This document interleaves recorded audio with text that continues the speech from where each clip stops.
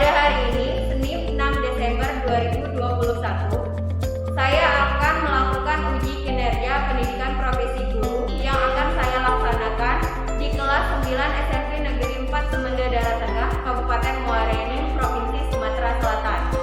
Materi yang akan saya bahas yaitu KD 3.5, mengidentifikasi unsur pembangun karya sastra dalam cerita pendek yang dibaca dan didengar. Berikut rangkaian kegiatan pembelajarannya. Assalamualaikum warahmatullahi wabarakatuh. Waalaikumsalam warahmatullahi wabarakatuh. Nah, sebelum kita memulai hari ini, kita berdoa menurut ajaran agama kita. Dan untuk kali ini, Bu minta Catur untuk pimpin doa. Silakan Catur.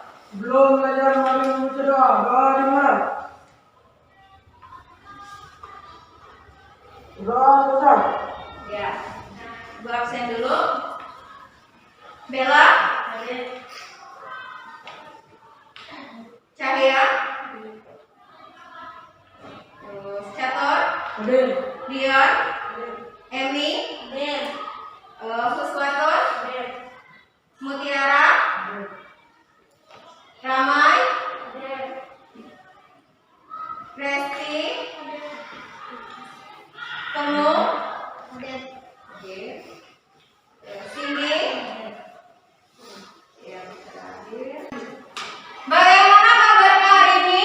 Baik. Sudah siap untuk belajar? Siap. Hari ini kita akan membahas yang namanya unsur pembangun cerita pendek. Sebelum kita memulai pelajaran, ada satu motivasi untuk kalian.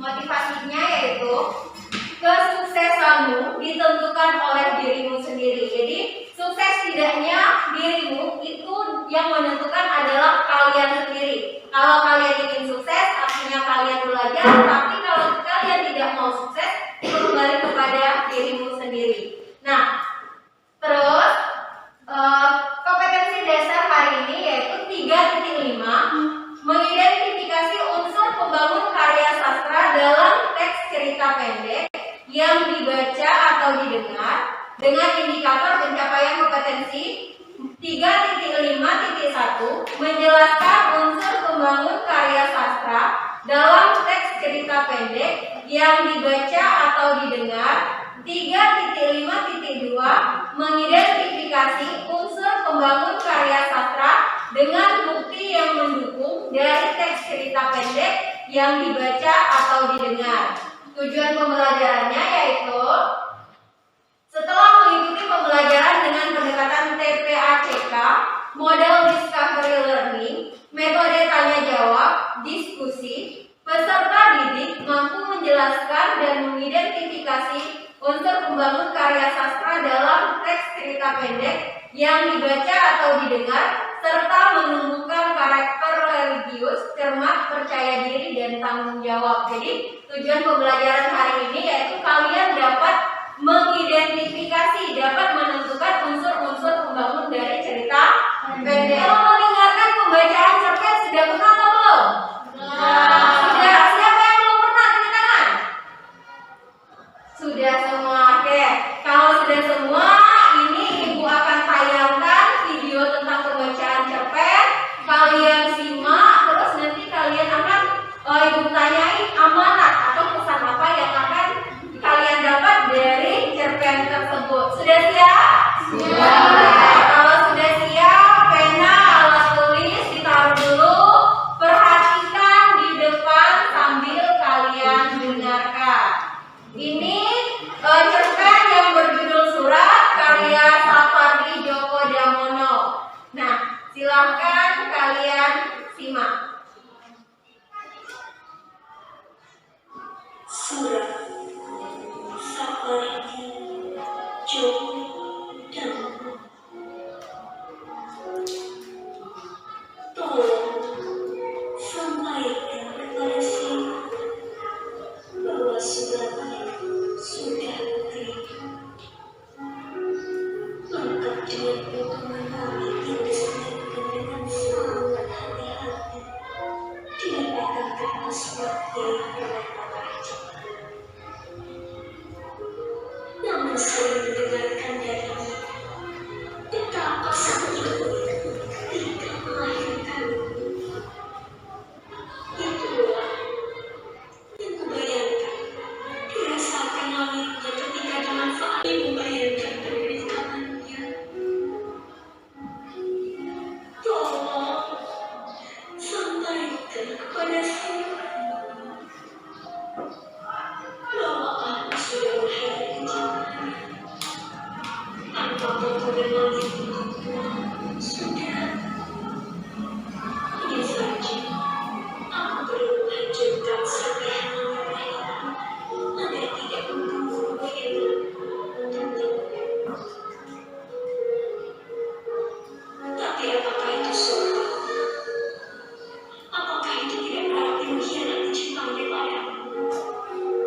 tiba.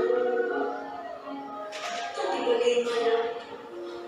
Aku harus segera membacanya bersama suratnya yang berwarna merah jernih. Aku tidak tahan lagi membayangkan rasa sakit langit itu. Lalu ku bawa surat dan gambar itu ke pekarangan sebelah. Tak ada seorang pun saksi. Ku robek-robek surat itu, ku nyalakan korek api. Tetapi kemudian aku tiba-tiba jadi ragu-ragu. Ku kumpulkan kembali robekan-robekan surat dan gambar itu. Ku susun seperti teka-teki potongan gambar. Lalu ku perhatikan dan seketika rasa sakit yang dengan perkasa melesat dari Nah, tadi sudah kalian dengarkan yang namanya pembacaan cerita pendek. Sekarang kita bahas. Jadi tema kita hari ini, materi kita hari ini adalah cerita pendek. Ada yang tahu apa yang dimaksud dengan cerita pendek? Coba tanya, angkat tangan. Apa yang dimaksud dengan cerita pendek? Cerita pendek adalah apa saya? Cerita yang hanya dapat dibaca dalam satu kali duduk, atau dengan kata lain, cerita pendek itu adalah cerita yang pendek di mana hanya satu kali kita duduk. Nah, pembangun cerita pendek ada dua. Satu yang namanya unsur intrinsik, dua unsur ekstrinsik. Jadi unsur pembangun cerita pendek itu ada dua. Satu cerita ada yang namanya unsur intrinsik, yang satu lagi adalah unsur ekstrinsik. Yang dimaksud dengan unsur intrinsik apa? Unsur yang di dalam atau di luar cerita pendek?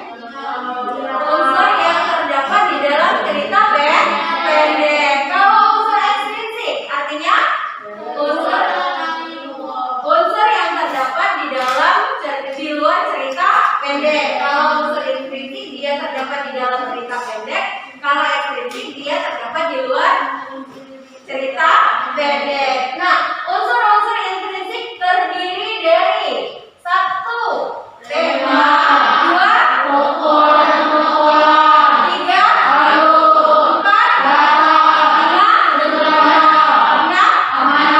tujuh, gaya bahasa. Jadi unsur intrinsik itu ada 7. Yang pertama adalah tema, yang kedua adalah tokoh dan penokohan, yang ketiga alur, keempat latar, kelima sudut pandang, keenam amanat, dan yang terakhir adalah gaya bahasa.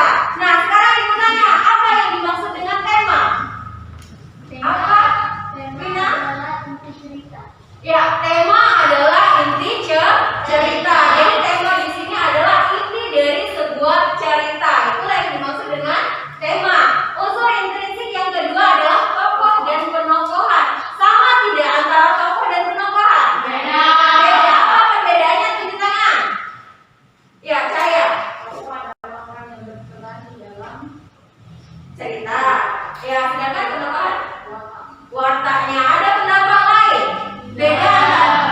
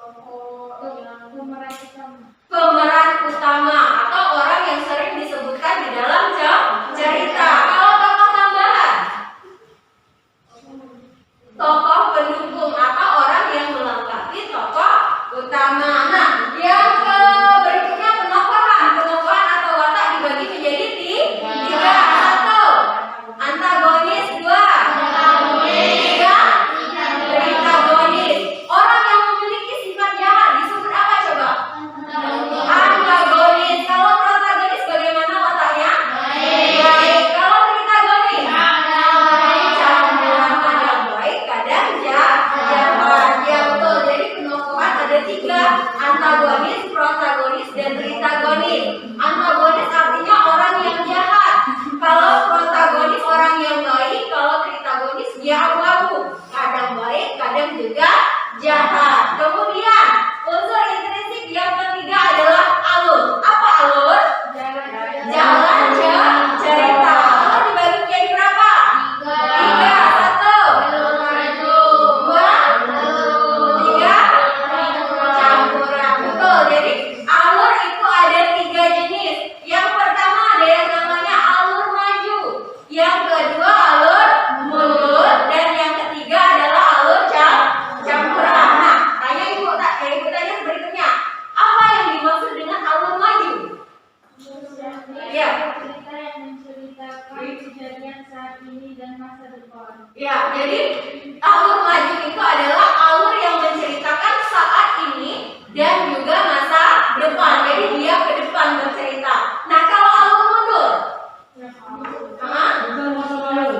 Kejadian saat ini dan masa lalu. iya, kalau mau singkatnya itu berarti dia menceritakan masa lalu, flashback kembali. Dia menceritakan saat ini, kemudian kembali lagi pada masa lalu. Nah, kalau alur campuran, bagaimana kalau alur campuran? Yang menceritakan kejadian saat ini, masa lalu dan masa depan. Ya, jadi campuran itu artinya digabungkan antara alur maju dan alur mundur, di mana dia menceritakan saat ini, masa lalu dan juga masa depan. Kemudian unsur intrinsik yang keempat yaitu latar. Apa itu latar? Tempat. Latar dibagi menjadi dua. Satu. Ada yang bilang dua, ada yang bilang tiga. Yang bilang dua tulis tangan. Dua, Cahaya. Yang bilang tiga. Banyak sekali ya kayak. Jadi latar dibagi menjadi tiga. Tiga, Cahaya. Yang pertama. Dua. Tiga. Nah, jadi benar. Ada tiga latar. Yang pertama latar tempat, yang kedua latar waktu, dan yang ketiga adalah latar suasana. Nah, yang dimaksud dengan latar tempat itu apa coba? Di taman. Di taman, contohnya di taman, di sekolah. Nah, pengertiannya itu apa coba, Reski, apa? Nah, jadi latar tempat itu adalah tempat kejadian. Contohnya tadi di sekolah, di taman, di kamar, di yang lainnya. Kemudian kalau latar waktu apa coba? Waktu kejadian. Ada yang bisa kasih contoh? Latar waktu apa nih? Tadi pagi, apa lagi? Tadi siang, tadi malam. Bisa tidak misalnya jam 1 siang, jam 12 siang? Bisa ya. Jadi kalau latar waktu dia menunjukkan waktu, bisa siang, malam, sore, bisa pagi atau menunjukkan jam atau pukul. Kemudian yang terakhir latar suasana. Apa yang dimaksud dengan latar suasana? Iya, jadi yang disebuti ramai sama Bella itu adalah contohnya sedih, senang, gembira. Tapi pengertiannya kata Reski tadi adalah keadaan seseorang pada saat atau pada dalam cerita. Bisa sedih, bisa senang, bisa marah dan sebagainya. Kemudian unsur intrinsik yang kelima, sudut pandang. Apa yang dimaksud dengan sudut pandang? Apa? Ya. Sudut pandang orang pertama dinama pengarang cara pengarang menjadi tokoh utama menyampaikan cerita. Ya. Dua, sudut pandang orang ketiga dinama pengarang menjadi orang lain dalam cerita. Ya, sudut pandang itu sama dengan cara pengarang menyampaikan cerita. Bisa dia menjadi orang pertama, bisa menjadi orang ketiga. Contoh kalau pengarang menjadi orang pertama, menggunakan kata apa? Aku. Kemudian saya. Terus kalau dia bentuk jamak, kami. Nah, kalau dia bentuk orang ketiga, contohnya dia, kamu,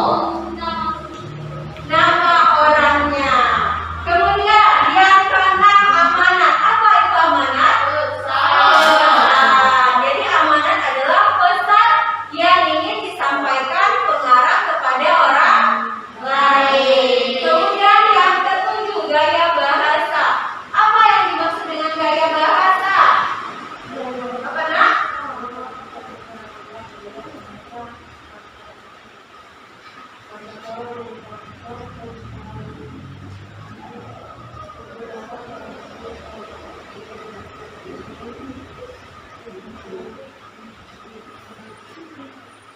oke.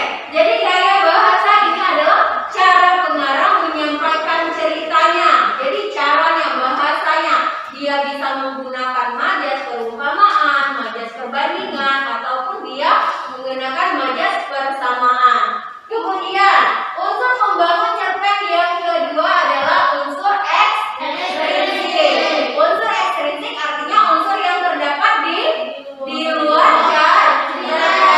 Nah, dia dibagi menjadi berapa? Satu, nilai agama. Dua, nilai sosial. Tiga, nilai moral. Empat, nilai budaya. Ya, jadi unsur ekstrinsik adalah unsur yang terdapat di luar cerpen. Yang pertama adalah nilai agama, nilai sosial, nilai moral, dan nilai budaya.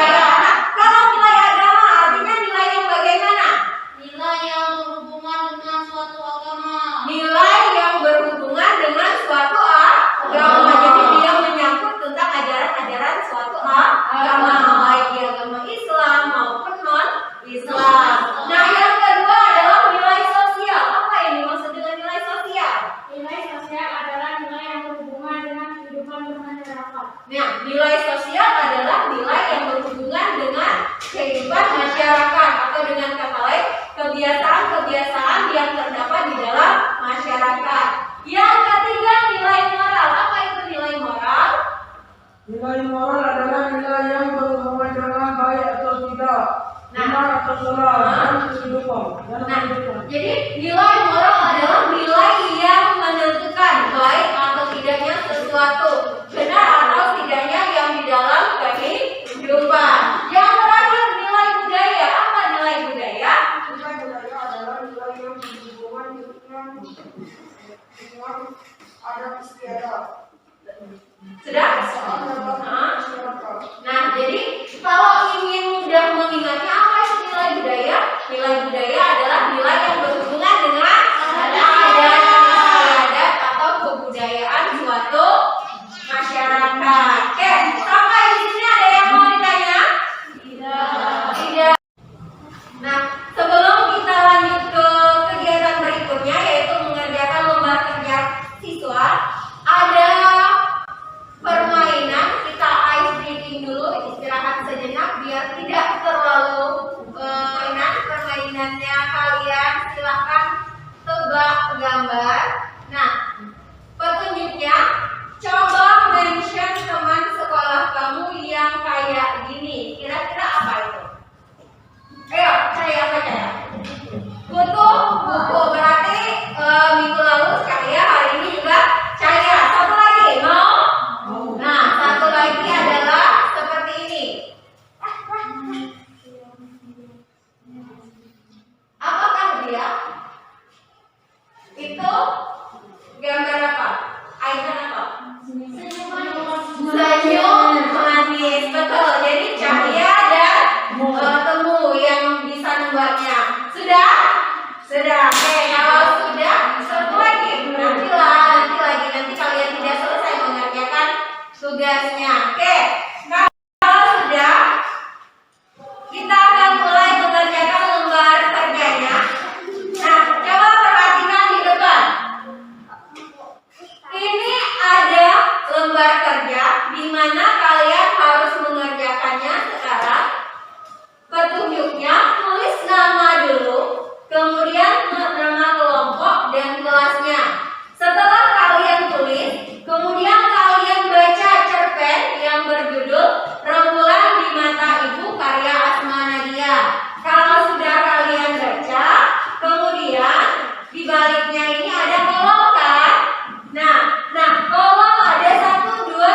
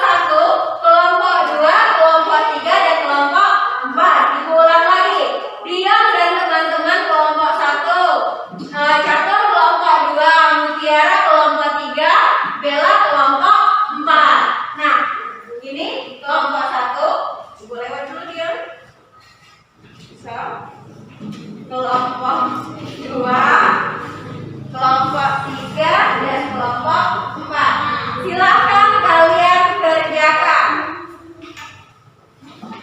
Ya.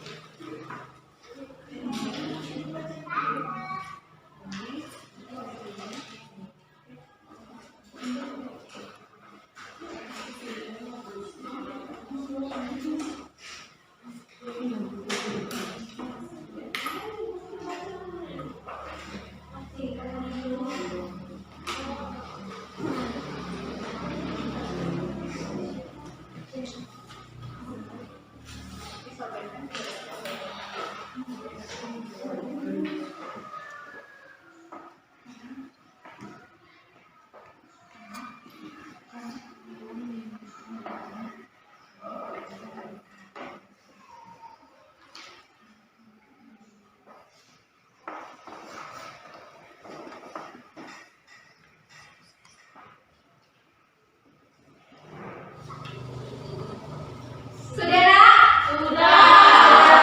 Sudah diperiksa semua, tidak ada yang kosong? Tidak. Kalau sudah, sekarang kalian presentasikan, bacakan ke depan. Satu kelompok, satu yang mewakili. Nah, untuk maju ke depan, Ibu ada sedikit permainan.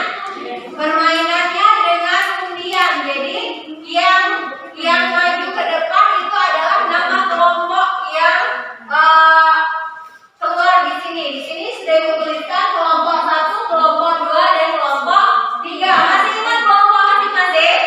Masih. Jadi Ibu ingatkan kembali kalau kelompok dia dan teman-teman kelompok 1, catur kelompok 2, mutiara kelompok 3, dan Bella kelompok 4. Sudah siap? Siap. Nah, untuk maju ke depan nanti Ibu minta misal kelompok 1 bacakan nomor 1 tema, tokoh, dan latar. Seperti itu, paham? Paham. Oke, kalau sudah paham kita mulai. Nah, kalian sudah menunjuk siapa yang mau membacakan di depan? Kalau sudah kita mulai sekarang. Oke, coba perhatikan kelompok berapa yang maju?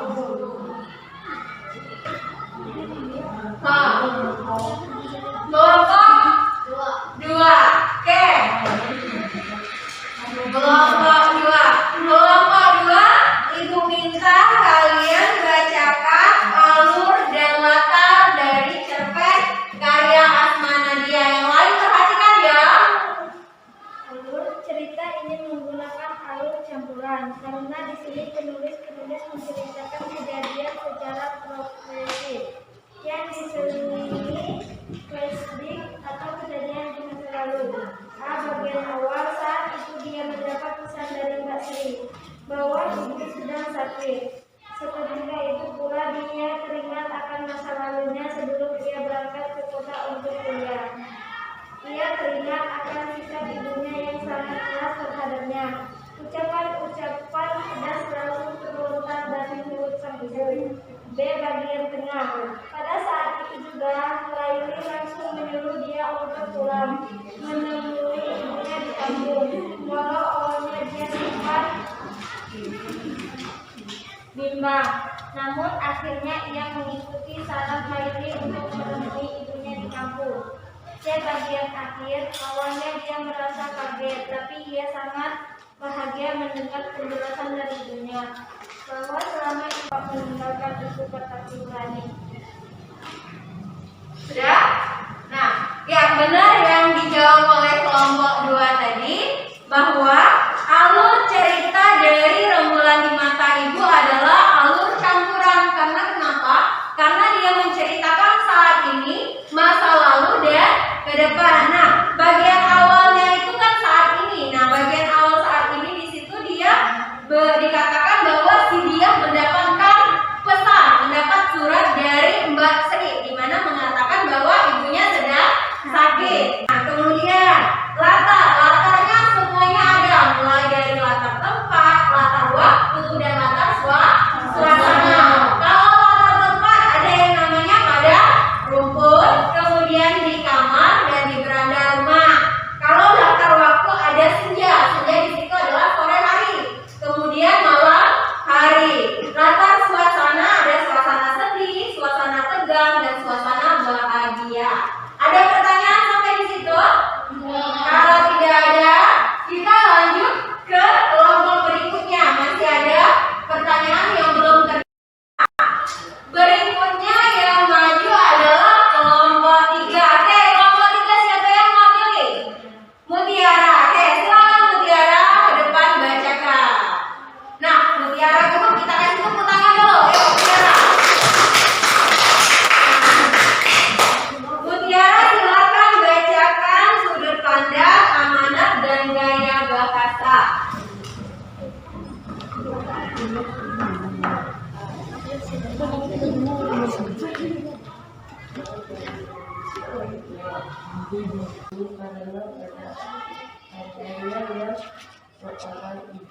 Oke, sudah. Tepuk tangan untuk Mutiara. Jadi tadi Mutiara sudah membacakan hasil kerja kelompoknya. Gaya bahasa, ada gaya bahasa apa saja yang terdapat dalam cerpen itu? 1. Ayo, buka kerjanya. 1. Metafora. Yang kedua, majas hiperbola. Yang ketiga, personifikasi. Ada lagi majas perumpamaan. Jadi ada 5 majas atau 5 gaya bahasa yang terdapat dalam cerpen Rembulan di Mata Ibu. Yang pertama adalah gaya bahasa metafora.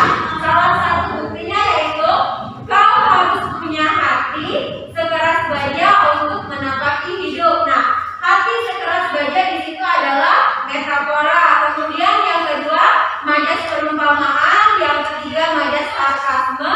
Yang keempat, majas hiperbola. Dan yang terakhir adalah majas personifikasi. Buktinya yaitu langit jika tampak berbias indah membalut malam. Oke, selanjutnya kelompok yang membacakan adalah kelompok 1. Untuk kelompok 1 tepuk tangan coba. Kelompok 1, kalau kalian jawab tema, kemudian tokoh, penokohan, dan juga alur alur. Siapa yang bacakan? Cahya. Oke, Cahya silakan bacakan ke depan. Yang lain perhatikan. Temanya adalah kasih sayang seorang ibu pada anaknya. Ya, tokoh dan penokohan. Tokoh utama dia dan ibu. Tokoh tambahan Mbak Sri, Mbak Nisi, Mbak Rahayu. Ya, penokohan dia. Seperti biasa aku selalu menahan diri. Pasrah. Perlahan aku malah berhenti berusaha menenangkan hatinya. Aku capek. Ibu kuat. Ibu bahkan tidak pernah kelihatan lelah di malam hari. Maafkan ibu jika selama ini keras pada dia. Ucapannya pedas Kau tak akan berhasil dia, tak usah capek-capek. Wanita akan kembali ke dapur ataupun kedudukannya. Penyayang, kadang ibu pandangi jika ibu kandung kamu. Saya berkorban. Ibu tak butuh uang sebanyak itu dia, lagi pula ibu khawatir tak bisa lagi memberimu uang. Baik, wajah tulus sahabat baikku itu memancar di balik keliling jahat yang digunakannya. Bijaksana, itu karunia Allah yang diberikan pada setiap ibu. Masih mengayomi dan melindungi, jawab lagi hati-hati. Demikian, kamu harus pulang secepatnya. Biar aku yang memesankan tiket kereta. Perhatian, jangan lupa bawa oleh-oleh untuk ibumu. Dan Mbak Sri, perhatian, Mbak Sri bilang setahun belakangan ini ibu beberapa. Tepuk tangan untuk kelompok 1 yang diwakili oleh Cahya. Cahya. Benar yang dijawab oleh Cahya bahwa tema dari cerita Rembulan di Mata Ibu itu adalah kasih sayang seorang ibu. Jadi temanya itu adalah kasih sayang seorang ibu. Kemudian tokohnya ada 2 tokoh utama dan tokoh tambahan. Tokoh utamanya itu dia dan ibu. Kemudian tokoh tambahan atau tokoh pendukung adalah Mbak Sri, Mbak Ningsih, dan Mbak Rahayu. Nah, penokohannya yang pertama dia sifatnya yaitu sabar, pasrah, berjiwa sosial, kemudian bersemangat, egois, keras kepala, dan lancar. Kalau ibu yaitu dia kuat, keras, ucapannya keras dan penyayang. Laili sifatnya baik, bijaksana. Mbak Sri sifatnya perhatian dan bijak. Sementara Mbak Ningsih yaitu bersifat bijak dan Mbak Rahayu dia bijaksana. Oke, yang terakhir adalah kelompok 4. Tidak usah ibu undi lagi karena yang terakhir 1 kelompok yaitu kelompok 4. Kelompok 4 tolong bacakan unsur-unsur ekstrinsiknya. Siapa yang mewakili? Ya, Bella, silakan deh. Tepuk tangannya juga. Bella. Ya. Mulai perhatikan. Nilai agama adalah kita harus patuh kepada orang tua. Nilai sosial, anak yang baik adalah anak yang mematuhi perkataan orang tuanya. Sementara anak yang tidak mematuhi perkataan orang tuanya disebut anak durhaka. Nilai moral, kita harus berbaik sangka terhadap orang tua karena orang tua menginginkan anaknya sukses dan lebih baik dari mereka.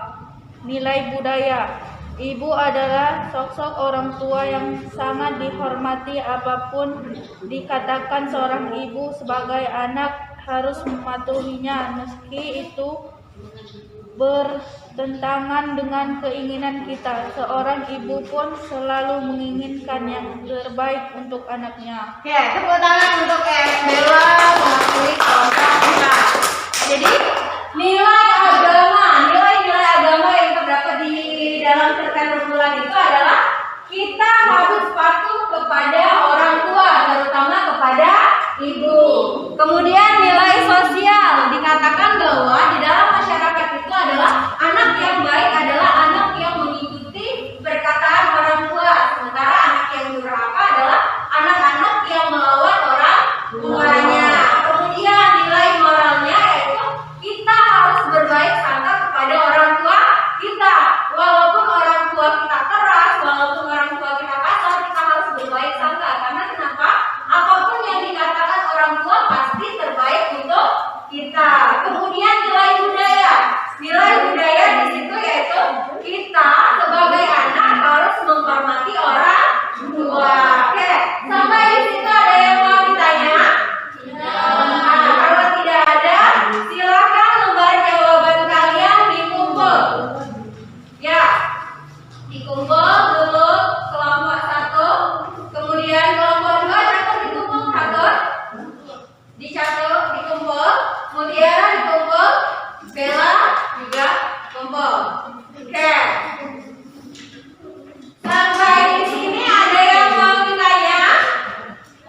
Tidak ada. Kalau tidak ada, oke.